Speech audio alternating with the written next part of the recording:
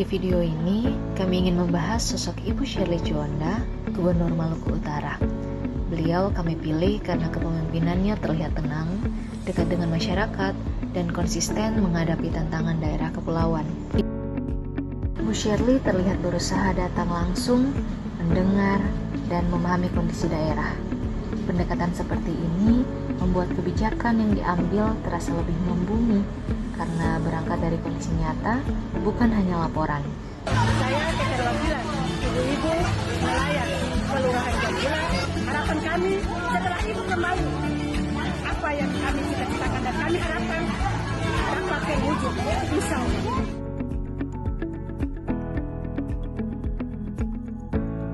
Kalau kita melihat cara kerja Bu Shirley, yang cukup menonjol adalah upayanya untuk benar-benar hadir di tengah masyarakat.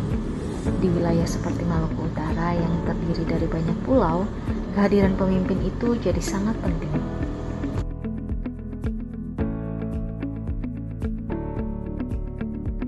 Cara berinteraksi yang tenang dan terbuka juga membuat komunikasi dengan masyarakat berjalan lebih baik. Pemerintah tidak terasa berjarak, tetapi hadir sebagai bagian dari solusi. Selain dekat dengan masyarakat, Bu Shirley juga terlihat punya cara kerja yang rapi dan bertanggung jawab. Setiap program dan kebijakan yang dijalankan diarahkan supaya benar-benar memberi dampak buat daerah. Kalau melihat tantangan pembangunan di Maluku Utara, jelas situasinya nggak sederhana.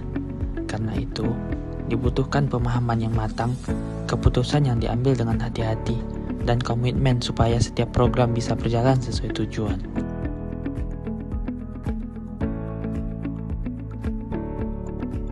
Di momen penyerahan bantuan, terlihat upaya pemerintah untuk hadir langsung dan memastikan bantuan benar-benar sampai ke masyarakat. Harapannya, bantuan tersebut bisa membantu kebutuhan sehari-hari dan memberi dampak yang terasa. Dari rangkaian kegiatan ini, terlihat bahwa kepemimpinan bukan cuma soal menentukan arah, tapi juga soal memastikan apa yang sudah diputuskan benar-benar dijalankan dan bisa dipertanggungjawabkan.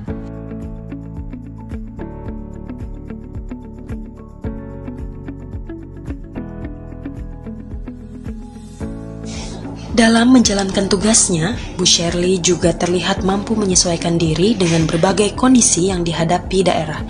Maluku Utara memiliki karakter wilayah kepulauan, sehingga kebutuhan tiap daerah tidak selalu sama. Karena itu, pendekatan yang digunakan tidak bisa disamaratakan.